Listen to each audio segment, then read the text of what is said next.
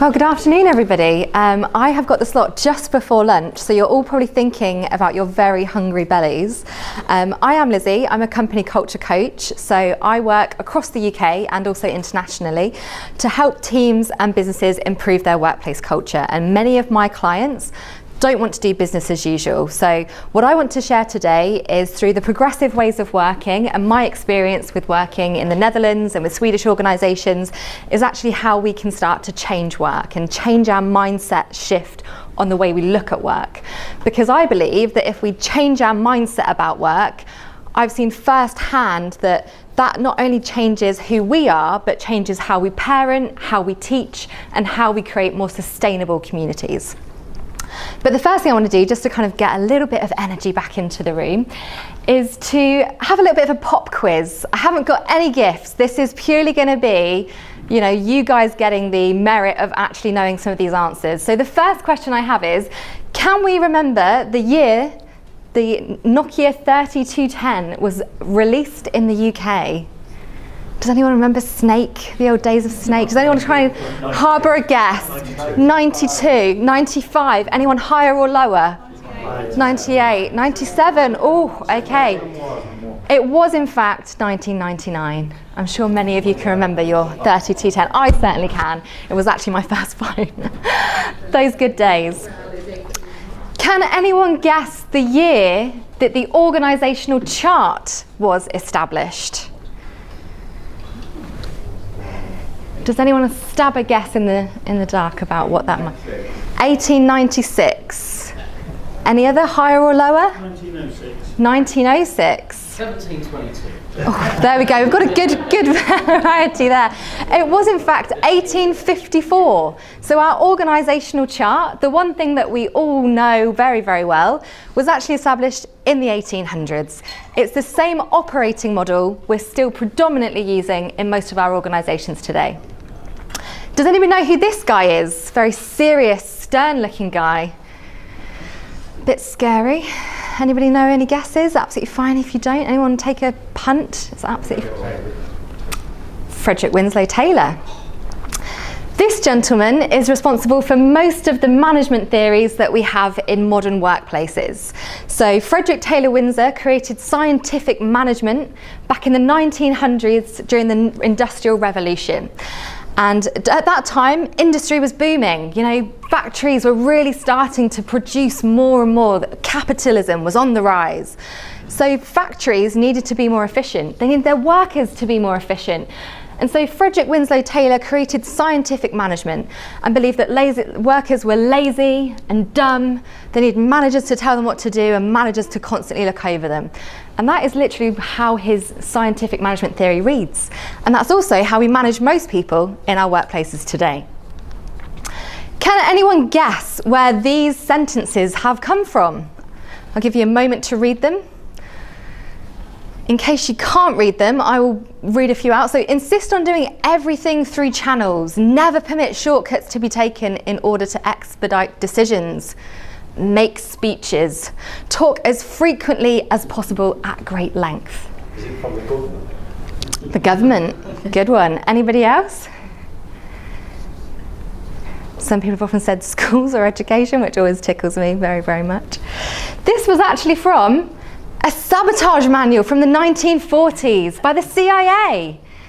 During World War II, they were thinking, how can we slow down that German economy? How can we, infiltrate them at an industrial level? So we're not just fighting them on the battlefields, we're also making sure that their industry and their businesses are stalling to a halt. So they came up with the sabotage manual, all of these ridiculous bureaucratic ways that spies would go into businesses, get hired, and basically slow everything down to a halt. But that bureaucracy, again, we can't tell the difference between whether that's something that's going on now or back in the 1940s. So I think I've painted a pretty clear picture that the way we do work is antiquated. It's completely outdated for the modern world that we live in. And if that wasn't proof enough, we also have the data to tell us that it's making us ill. We're stressed, we're frustrated. Mental health is being impacted by the workplace. It's not just the system that needs to change, it's also the way we're doing it. And let's not forget that thanks to social media now, TikTok and all the other kind of trends that are coming out, we have plenty of memes and social proof that work is crap, that people are being forced back into the office, that people have to do menial, pathetic tasks just to please a micromanager. There are all these ways in which that we're starting to really put a spotlight on the workplace and how it's just not working. One thing that really frustrates me is not just the system of work, but the fact that in the Industrial Revolution, we needed efficiency and productivity because the world was pretty simple back in the 1900s. It wasn't very complex.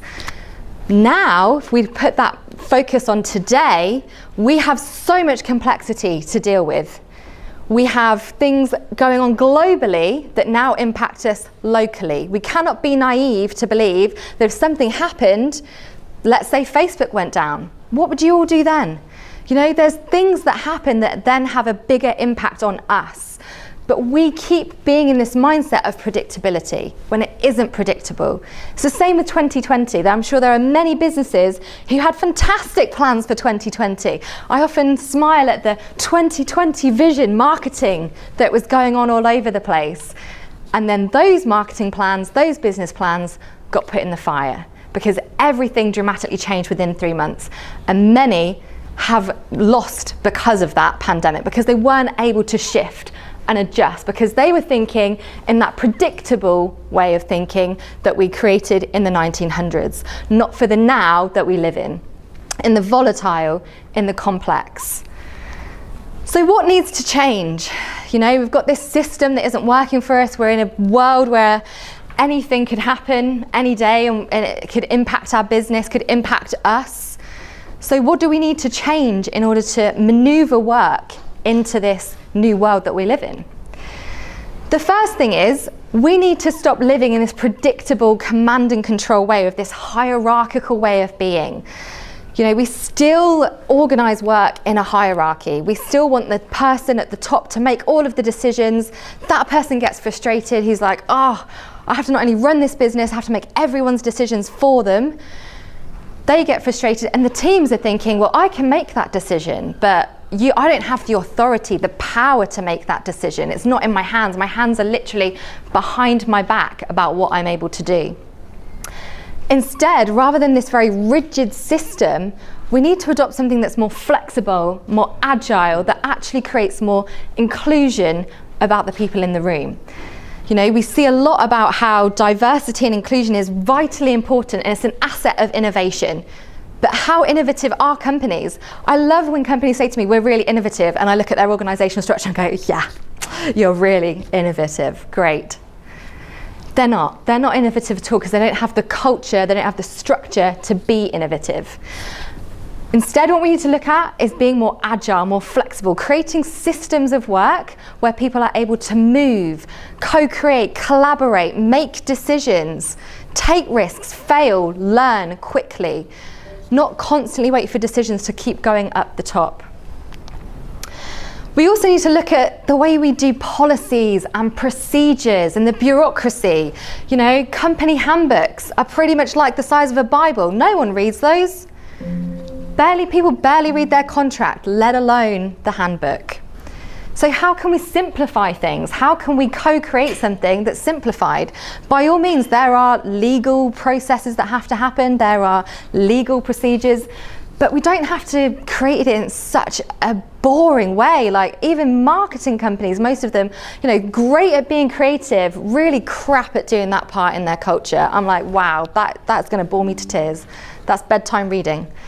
So we really need to keep things simple. We need to stop with the bureaucracy and all of these processes that go on. Instead, we need to think about how can we keep it simple? What can we do to make sure we're giving people more autonomy and freedom to get the work done and do it to the best of their ability? You know, one of my absolute kind of favourite processes that I see time and time again is when people have to sign out stationery from a stationery cupboard. They have to wait for someone to unlock it to get a Bic pen that costs about 30 pence. While that person's waiting for that stockroom to be opened, sign a piece of paper to tell them what they're going to use it for. It's like, are you actually kidding me? Where's the trust? That person just needs a pen or a stapler or whatever it is, and we're creating this culture of processes that's stalling the work. And we talk about time as it's a resource. We're losing it because we don't trust people in the first place. Oh, is the clicker stopped working? It must have done.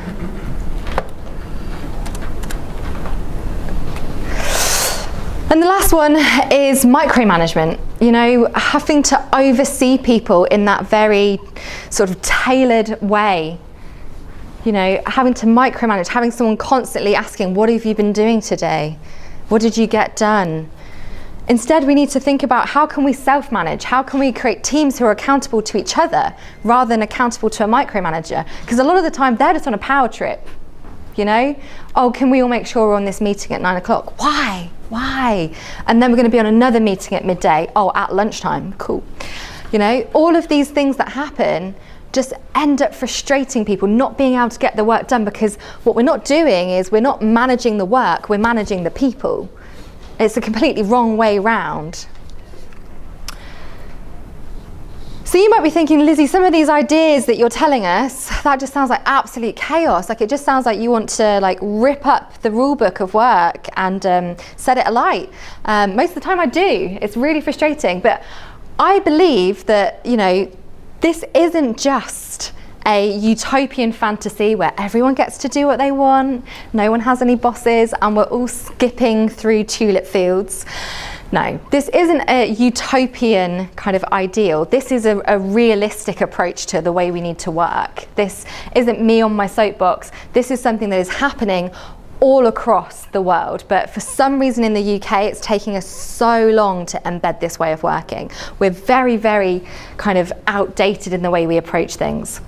So I want to share some of the stories about real work mavericks who have done this themselves. You know, they've decided to not do business as usual, to throw away the rule book of the antiquated 1900s industrial revolution and actually start their own revolution about what work looks like. So the first person I want to introduce you to is Joost Blok, founder and CEO of Buurtzorg. Has anyone heard of the work of Buurtzorg?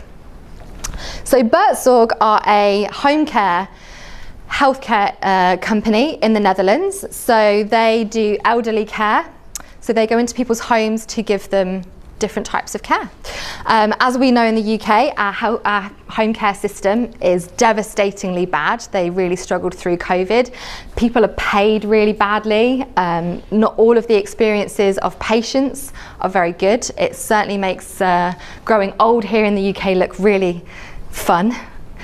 But basically in the Netherlands, Joost Blok saw how home care was really about, you know, the company he was working for was so stuck in their ways of working, stuck in the bureaucracy, that he didn't feel like he was actually giving patients real care that they needed, the time that they needed.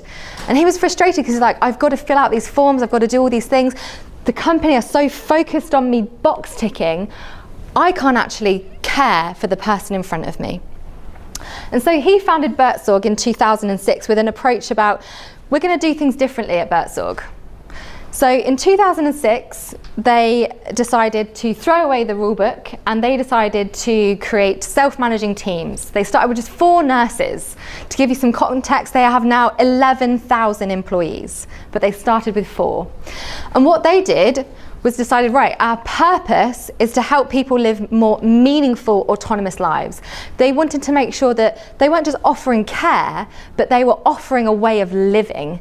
That, you know, being old shouldn't be something that we dread, it should be something that we still enjoy life with. So really it's to help people live meaningful, autonomous lives. They did away with managers because they were like, we don't need managers, people can manage themselves. So that was the other thing that they did. They did away with managers and they decided, right, what we're going to do is we're going to have units of self-managing teams in different regions, and they get to decide everything. They get to decide who they recruit, who they fire, what their learning and development looks like, how they outreach to teams. The only thing they have is a head office of 50 employees who support the other business units. And that core is everything. They decide, like if they need legal advice, they go to the head office and say, look, we need some legal advice on this. They're treated as a support system. They're not telling them what to do. The team decides what they want to do. One of the fantastic case studies that happened at Bertzog is one of the teams of nurses realised that elderly people, when they fall and break something and they end up in hospital, are more likely to go on a very quick decline in terms of their health. And soon it ends up in end-of-life care. So they're like, how can we start preventing these breakages? Because we're not at home with them, but how can we make sure that we're preventing this? So they rolled out in their region a training program for elderly relatives, and they would teach people, if they feel like they're going to fall, how to fall so that they don't break something. So that instead they're maybe bruised but not hospitalised and in that gradual decline. This wasn't something that, they had to go and seek permission for from the head office. This was something they just decided to do. They decided to pilot and experiment it and say, well, let's try that with our community, with our region. If it goes well, we'll let head office know and we'll kind of tell all the other teams about what we've done. And that's exactly what they did. Completely collaborative. They had the autonomy and freedom to do something that they knew would have an impact. Oh, yeah, if you don't mind. I don't know what's going on there. Turn it off then on again. Classic IT.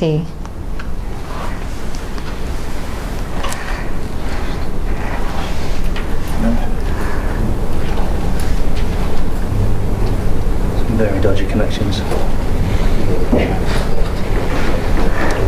We've lost it on the screen. Is it plugged in? Yeah.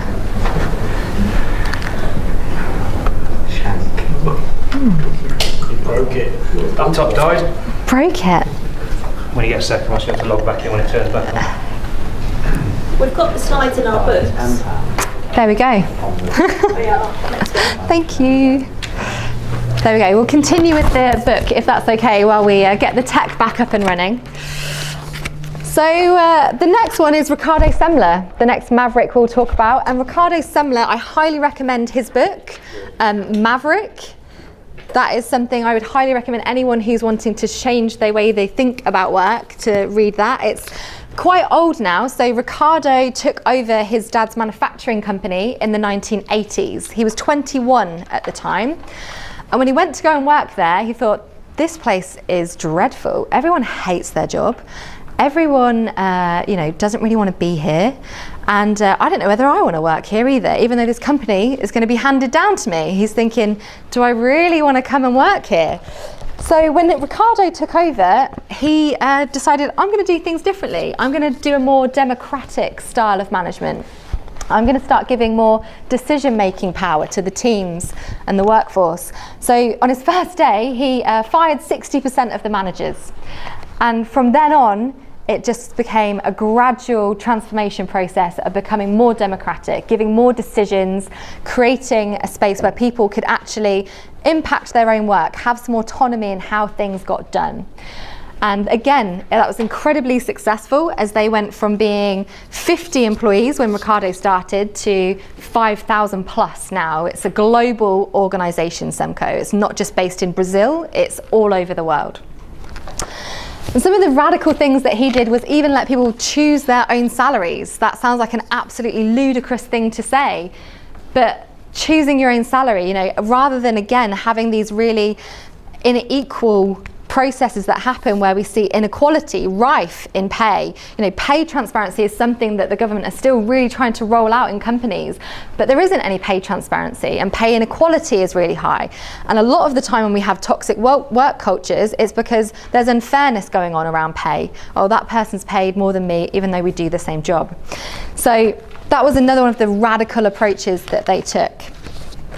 The next Maverick that I want to introduce to you, you might have heard of him before, Yvon Chouinard. the founder of Patagonia back in the 1970s. So Patagonia are one of my absolute favourite companies and brands. They are incredibly purpose-driven about how they do things. And Yvonne always says he's the accidental businessman. He never started a business to get into business. He actually travelled a lot when he was younger. He loved mountain climbing. And what he did was create his own picks for mountain climbing and started to sell them. But then he noticed that these picks that he'd made from the forge in the back of his truck was starting to damage the very mountains that he absolutely loved climbing on. So he changed the formula and decided, I'm going to create products for those who love the outdoors, so it's not going to impact our environment. And that is something today that Patagonia are still incredibly passionate about. So they don't want to cause any unnecessary harm as a retailer. It's one of the few brands you can take something back after years of owning it and get it repaired. I don't think I can do that with Primark. So really, they want to make sure that they're using business as a force for good. We all know that profit's important. I think one of my favourite quotes is like, profit is like oxygen. We need it to survive, but it doesn't get you up in the morning. It's true, right? Great, we need to make a profit, but it's not putting that fire in my belly. And that is exactly the same as how Patagonia approach their culture. They only hire people who are passionate about the environment. So everyone at Patagonia is incredibly passionate about the environment and grassroots environmental causes. They use a lot of their advertising spend, not even to sell their products, they use their advertising spend on environmental issues. So a lot of the time when you see Patagonia, you know, even when you go on their website today, if you open it up straight away, it's about the impact of the coral reef and the nets that the fishing are doing.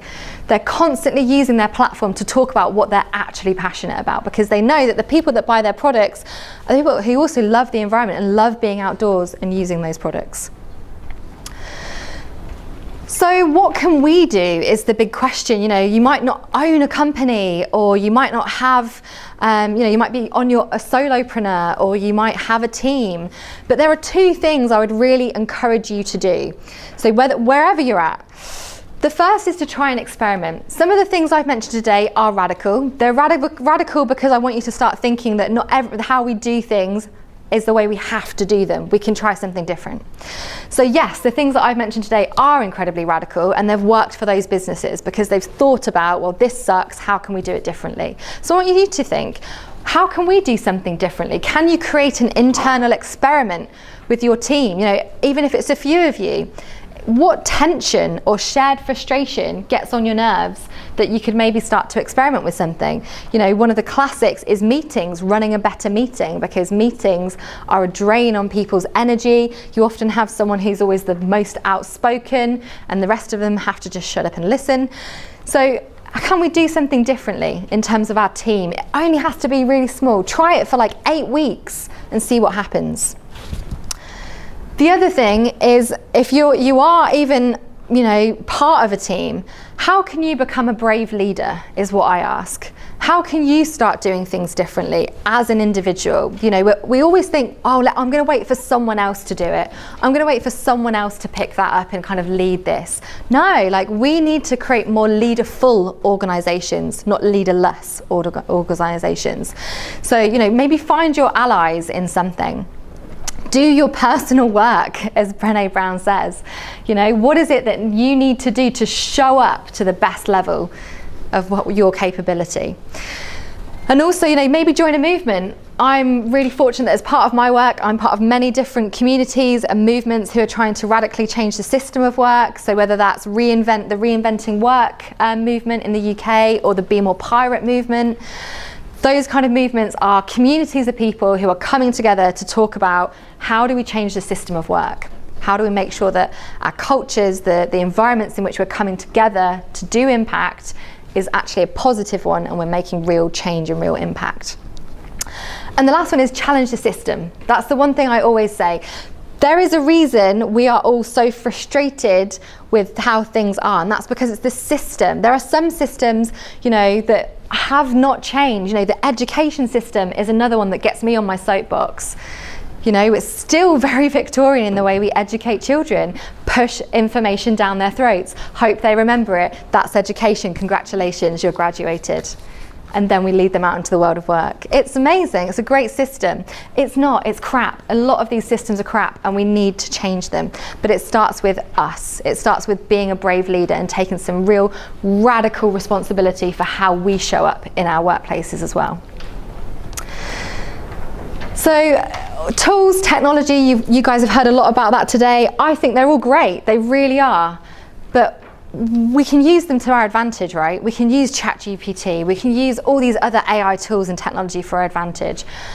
So why don't we start doing work that actually matters, you know? That's what my point is. We've got everything we need to make work matter. We're just still kind of stuck in this stasis of thinking that it has to be this way. So that's my kind of ending point, really. But thank you all so much for having me. I know it was a bit of a different talk to what you're used to for the rest of this morning, and I hope that it's enlightened you to a different way of thinking about work. Thank you very much.